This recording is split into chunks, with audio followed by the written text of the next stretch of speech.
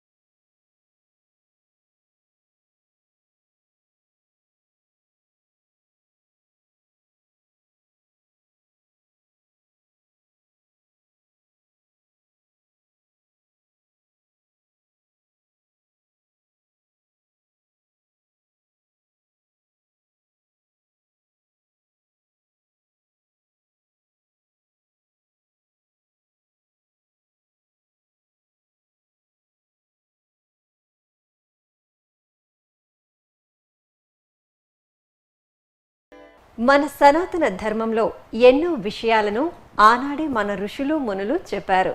వాటిలో కొన్ని విషయాలను ఋషి వాక్యం ద్వారా తెలుసుకుందాం. శ్రీ వెంకటేశాయ శ్రీనివాసాయ గోవిందాయ నమో నమః. నమో మహద్భ్యో ఋషిభ్యో గురుభ్యో నమః. స్కాంద పురాణంలో ఒక రమ్యమైన కథ చెప్పబడుతూ ఉంటుంది. పరీక్షిత్ మహారాజుకి తక్షకుడు 7 రోజుల్లో కాటు వేస్తాడు అని ఒక శాపం ఉన్నది. ఆ శృంగి మహర్షి ఇచ్చినటువంటి శాపం. ఈ శాప విషయం తెలిసి పరీక్షిత్ మహారాజు ఎప్పుడో ఒకప్పుడు మరణించక తప్పదు, నాకైతే ఎప్పుడు మరణిస్తానని తెలిసింది కనుక ఈ సమయాన్ని వృధా చేసుకోకూడదు అంటే భగవద్ ధ్యానంలో భగవత్ కథా శ్రవణంలో పావనం చేసుకుంటున్నాడు. కానీ రాజును రక్షించుకోవాలని చెప్పి సామంతులు మంత్రులు ఒక ఉపాయం వేశారు. ఎలాంటి విషాన్నైనా హరించగల వైద్యులు ఉంటారు. ఆ వైద్యుల్లో ఎవరైనా సరే మా రాజుగారికి తక్షకుడు కాటు వేయకుండాను, ఒకవేళ కాటు వేసినప్పటికీ విషాన్ని పోగొట్టగలిగే విధంగాను ఉండే వైద్యులు వచ్చి చికిత్స చేస్తే వారి గొప్ప కానుకలు ఇస్తామని ప్రకటన చేశారు. ఆ ప్రకటన విని కాశ్యపుడు అనేటువంటి గొప్ప వైద్యుడు బయలుదేరి వస్తూ ఉండగా త్రోవలో తక్షకుడు మారు రూపంలో కనబడి, నువ్వు చికిత్స చేసిన లాభం లేదు, ఆయన శాపగ్రస్తుడు కాబట్టి మరణించి తీరతాడు, కాబట్టి నువ్వు వెనక్కి వెళ్ళిపో, నువ్వు కానీ మందు ఇచ్చేవనుకో ఆయన తిరిగి బ్రతికాడనుకో నాకు అపకీర్తి వస్తుంది, నా విషయం పనిచేయలేదు అనిపించుకుంటుంది, కాబట్టి తిరిగి నువ్వు వెనక్కి వెళ్ళిపో, ఒకవేళ నువ్వు కానీ చికిత్స చేస్తే ఆ రాజు ఎంత కానుకిస్తాడో అంత కొన్ని రెట్లు నీకు కానుకిస్తాను, వెనక్కి వెళ్ళిపో అంటాడు తక్షకుడు. అప్పుడు కాశ్యపుడు ఆశతో లోభంతో సరేనని సమ్మతించి తక్షకుడిచ్చిన కానుకలు తీసుకుని వెనక్కి వెళ్ళిపోతాడు, అసలు చికిత్సకు వెళ్లకుండానే. కొంతకాలానికి పరీక్షిత్ మహారాజు మరణిస్తాడు. ఆ తర్వాత తోటి వైద్యులు పండితులు అతన్ని అవమానిస్తారు. నువ్వు చికిత్సకు బయలుదేరి ధనాసక్తి తిరిగి వెనక వచ్చేవి గనక నువ్వు పాపాత్ముడు అని బహిష్కరిస్తాడు. దానితో అతనికి ఒక అపరాధ భావం కలుగుతుంది, సిగ్గుపడతాడు. ఆ సిగ్గుపడి అందరూ గెంటి వేయగా తాను ఒక్కడు బయలుదేరి బాధపడుతూ శాకల్యుడైన మహర్షిని కలిసి, నేను చేసిన తప్పేమిటి, నన్ను అందరూ ఏదో మహా పాపాత్ముడు చూసినట్టు చూస్తున్నారు, నేను చేసిన పాపం ఏమిటి, అసలు చికిత్స చేయకుండా వెనక్కి వచ్చాను అంతే కదా, నేను ఎవరిని చంపలేదు, నేనేం పాపం చేయలేదు కదా, నన్ను ఎందుకు మహాపాపాత్ముడిని చూసినట్టు చూస్తున్నారు అంటే చిరునవ్వు నవ్వి శాకల్యుడు కొన్ని మాటలు చెప్తున్నాడు. ఇవి వైద్యులైన ప్రతివారికి తెలుసుకోవలసినటువంటి విషయములు. అదేవిధంగా వైద్యశాస్త్రం చదువుకొని భవిష్యత్తులో డాక్టర్ కావాలనుకుంటున్న వాళ్ళకు కూడా ఆనాడు వ్యాసమహర్షి చెప్పినటువంటి బోధ కింద భావించాలి. శాకల్య మహర్షి వాక్యం, అదే ఋషివాక్యం, శాకల్య ఋషివాక్యం. చికిత్సితుం సమర్థోపి విషరోగాది పీడితం ఏన రక్షతి లోకేస్మిన్ స్తమాహర్ బ్రహ్మఘాతకం. ఏ నరక్షతి లోకేస్మిన్, దీని అర్థం ఏంటంటే విషముతో కానీ రోగముతో కానీ బాధపడుతున్నటువంటి రోగిని రక్షించగలిగే శక్తి ఉండి కూడా ఎవడు రక్షించడో వాడు మహాపాతకాలు చేసిన వాడి కంటే పాతకుడు. నువ్వన్నావు ఎవరిని చంపలేదు కదా అని. ఎందరినో చంపిన పాపం కంటే గొప్ప పాపం ఏంటంటే నీకు సమర్థత కలిగి కూడా చికిత్స చేయకపోవడం అనేటువంటిది. నువ్వు ఒక మాట అంటావు ఏమిటంటే ఆయన ఎలాగో మరణిస్తాడు కదా అని చేయలేదు అంటే, యావత్ కంఠగతా ప్రాణా ముమూర్షోర్ మానవస్య తావత్ చికిత్సా కర్తవ్య కాలస్య కుటిలాగతి. ఈ రెండు శ్లోకములు కూడా గుర్తుపెట్టుకోవాలి.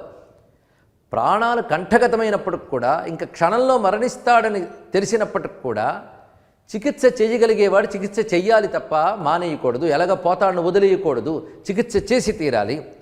ఎందుకంటే కాలస్య కుటిలాగతి, కాలం ఎలా ఉంటుందో ఎవరము చెప్పలేం. ఇవాళ నువ్వు అనుకుంటున్న ప్రకారంగా కొంతకాలానికి అతను పోతాడు అనుకుంటున్నావు, కానీ కాలం ఆశ్చర్యకరంగా ఆ చికిత్సకి స్పందింపజేసేటట్టు చేయవచ్చు. నువ్వు ఇచ్చే ఔషధాలకు కూడా అతను బ్రతకవచ్చు.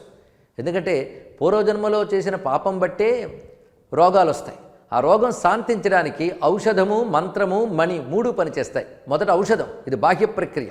రెండవది మంత్రం, మూడవది మణులు. ఈ మూడింటిని కూడా చికిత్సలో ఉపయోగించవచ్చు. ఈ మూడు చేసినా కూడా మరణించాడు అనుకోండి, అప్పుడు ప్రారంధం అనుకోవాలి, కాలమహిమ అనుకోవాలి తప్ప నువ్వు చికిత్స చెయ్యకుండా అంతా కాలమహిమ ఎలాగూ పోతాడు అనరాదు సుమా. ఇది గట్టిగా చెప్పారు. అందుకు అరక్షిత్వాన్ రూపంతంతు వసతా తక్షకస్య యత్, నువ్వు తక్షకుడి మాటలు విని రాజును రక్షించకుండా వచ్చేసావు గనక నువ్వు మహాపాతకుల కంటే గొప్ప పాతకుడి వైపోయావు సుమా. ఎందుకంటే ఆయుష్ లేకపోయినప్పటికీ కూడా మరణించే వరకు చికిత్స చేయవలసినటువంటి బాధ్యత వైద్యునికి ఉన్నది. అంతేగాని వైద్యుడు లోభం చేత కానీ, క్రోధము చేత కానీ, కామము చేత కానీ, భయము చేత కానీ ఒకవేళ వైద్యం చెయ్యకపోతే వాడు మహాపాపాత్ముడు అనిపించుకుంటాడు సుమా. ఇంత స్పష్టంగా చెప్తూ ఉన్నది శాస్త్రం. క్రోధాత్ కామాత్ భయాల్లోభాన్ మాత్సర్యాన్ మోహితోపివా యో నరక్షతి విప్రేంద్ర విషరోగాతురం నరం. ఎంత అద్భుతమైన బోధ చేశాడో తెలుసుకోండి ఇక్కడ. దీన్ని బట్టి లోభంతో కానీ, క్రోధంతో కానీ, కామంతో కానీ చికిత్స మానరాదు. ఇది తెలుసుకున్నప్పుడు కేవలం లోభంతో, ధనాశతో, వైద్యం పేరుతో ప్రజల్ని వంచేవాళ్ళు అవసరమున్నా లేకపోయినా అనవసరపు పరీక్షలు చేసి వాటి ద్వారా రోగిని మరింత ఇబ్బంది పెట్టేవారు ఎంత పాపాత్మలో దీన్ని బట్టి తెలుసుకోవాలి. ఇలాంటి సమయంలో వైద్యులకు కొన్ని నియమాలు మన శాస్త్రం చెప్తున్నదని గ్రహించాలి. ఇప్పటికీ వైద్యశాస్త్రం చదివిన వారి చేత ఆ వైద్య విశ్వవిద్యాలయాల వాళ్ళు కొన్ని ప్రతిజ్ఞలు పెట్టించే సర్టిఫికేట్ ఇస్తారు. కానీ ప్రతిజ్ఞలు కేవలం కాగితం పుచ్చుకున్నంత వరకే తప్ప చిత్తశుద్ధి ఉండట్లేదు. చిత్తశుద్ధి లేకుండా ఒకవేళ ప్రతిజ్ఞ చేస్తే అది తర్వాత జీవితంలో ప్రమాదకరంగా అవుతుందని కూడా శాస్త్రం హెచ్చరిస్తోంది. అందుకే మొదటి నుంచి పాపభీతి, దైవభీతి ఉన్నప్పుడు అయ్యో ప్రతిజ్ఞ పట్టాం కనుక దానికి విరుద్ధంగా వెళ్ళకూడదనేనా అనుకుంటూ ఉంటారు. అందుకే ధనాశతో వైద్యం చేయడం వల్ల ఎన్నో పాపాలు చేయడం జరుగుతుంటుంది. అయితే నీ వైద్యం నువ్వు చెయ్యగా తనంత తాను ప్రాప్తించిన ధనంతో నువ్వు తృప్తి పడవచ్చు, అది వేరే విషయం. కానీ ధనం కోసమని చికిత్సలో వంచనకూడదు, చికిత్స చెయ్యకుండా ఊరుకోకూడదు. వాడు నాకు ధనం ఇవ్వలేదు అని చికిత్స మానరాదు. ధనం ఇస్తున్నాడు కదా అని అనవసరపు చికిత్సల పేరుతో వాడిని ఇబ్బంది పెట్టకూడదు. ఇది ఆనాటి ఋషులు చెప్పినటువంటి వైద్య నియమాలు. ఇలాంటివి నేటి తరానికి కూడా అవసరమైనవి గ్రహించి యువత బాగుపడాలని కోరుకుంటూ స్వస్తి. ఈ ఉదయం శివ పంచాక్షరి తిలకిద్దాం, పరమేశ్వరుని కృపకు పాత్రులవుదాం. ఆషాఢమాసం విశిష్టతను ఈరోజు కొంత తెలుసుకుందాం. అనేక జన్మ సంప్రాప్త కర్మేంధన విదాహినే ఆత్మజ్ఞానాగ్నిదానేన తస్మై శ్రీ గురవే నమః. మనకు అనేక మార్లు చెప్పుకున్నటువంటి విధంగా ఈ లోకంలో మనం చేసేటువంటి పనులు ఏవైతే ఉన్నాయో ఆ పనులు కేవలం ఈ జన్మలో మాత్రమే ఫలితాన్ని ఇచ్చేటువంటివి కావు.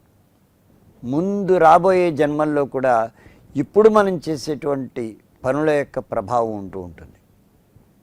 అలాగే ఈ రోజున మనం ఏ స్థితిలో ఉన్నప్పటికీ కూడా, ఒక ఉన్నతమైనటువంటి స్థితిలో ఉన్న, అన్నీ ఉండి అనుభవించలేనటువంటి ఒక దుస్థితిలో ఉన్నప్పటికీ కూడా, వీటన్నిటికీ కూడా కారణం ఏంటంటే మనం కేవలం ఈ జన్మలో చేసుకున్నటువంటి కర్మల యొక్క ఫలం మాత్రమే కాదు, గడిచిపోయినటువంటి లెక్కలేనన్ని మనకు తెలియనటువంటి ఎన్నో జన్మల యొక్క కర్మఫల విశేషాలు మన మీద ప్రభావం చూపిస్తూ ఉంటాయి. కనుక ఈ కర్మ సిద్ధాంతం అనేటువంటిది భారతీయులందరూ కూడా శిరస్సును వంచి అంగీకరించేటువంటి గొప్ప సిద్ధాంతం ఇది. కనుక ఇటువంటి ఈ కర్మ సిద్ధాంతానుసారం మనం గడిచిపోయినటువంటి జన్మలలో సంపాదించినటువంటి ఆ కర్మ ఫలం ఏదైతే ఉన్నదో అది ఒక పెద్ద కట్టెల మోపు వంటిది, ఇంధన సమూహం లాంటిది అని చెప్పారు. అగ్ని ప్రజ్వరిల్లాలి అంటే దానికి ఇంధనం కావాలి. అందుకని అగ్ని ప్రజ్వరిల్లేటువంటి సమయంలో దానికి ఇంధనంగా సహకరించేటువంటి ఉపకరించేటువంటి ఆ కట్టెలు ఏవైతే ఉన్నాయో అవే మనం పూర్వం చేసుకున్నటువంటి కర్మల యొక్క ఫలములు అని చెప్తూ, ఆ కర్మరూపమైనటువంటి ఇంధనములనన్నింటినీ కూడా దహించేటువంటి శక్తి కలిగినటువంటిది కేవలం ఒక గురువు యొక్క అనుగ్రహానికి మాత్రమే అని చెప్తున్నారు. ఏ విధంగా ఈ కర్మల యొక్క ఫలాన్ని ఆయన దగ్ధం చేస్తారు అని కనుక మనం ప్రశ్నించుకున్నట్లయితే, జ్ఞానాగ్నిదానేన అని జ్ఞానరూపమైనటువంటి అగ్నిని మనలో రగుల్కొల్పి జ్వలింపచేసి ఆ జ్ఞానాగ్నిలో ఈ కర్మేంధనాలను అన్నింటినీ కూడా దహనం చేసి కర్మశేషం అనేటువంటిది మిగలకుండా చేసి మోక్షం వైపు నడిపిస్తారన్నమాట. అందుకని తస్మై శ్రీ గురవే నమః, అటువంటి గురువుకు నమస్కారము అని చెప్పడం అనేటువంటిది ఈ శ్లోకంలో అంతరార్థం. ఈ మాసంలో ఒక్కో తిథిలో ఒక్కో విశిష్టత దాగి ఉంది. మరి ఈరోజు తిథిలో దాగి ఉన్న విశిష్టతను తెలుసుకుందాం. ఈరోజు జూలై 30వ తేదీ చాంద్రమాన విలంబినామ సంవత్సర దక్షిణాయన గ్రీష్మర్తువులో ఆషాఢమాసంలో కృష్ణపక్షంలో తృతీయ తిథి శతభిష నక్షత్రం సోమవారం. ఇక్కడ మనకు కొన్ని విశేషాలు ఉన్నాయి. వారం సోమవారం కనుక శివప్రియమైనటువంటిది, శివ సమర్చనం చేసుకోవచ్చు, శివాభిషేకాన్ని చేసుకోవచ్చు, శివస్థుతుల్ని పఠించుకోవచ్చు.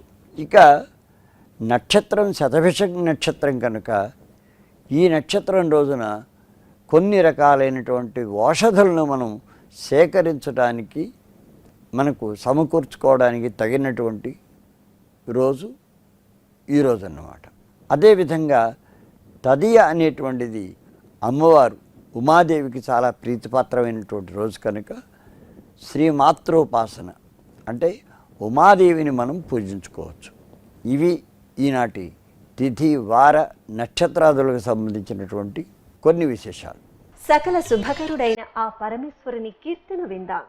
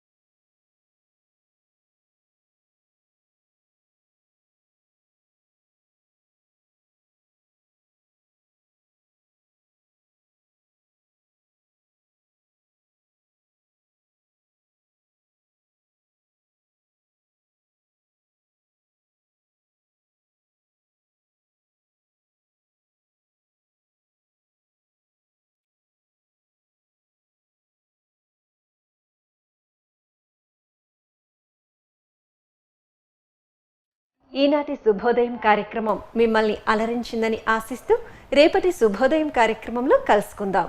ఓం నమో వెంకటేశాయ.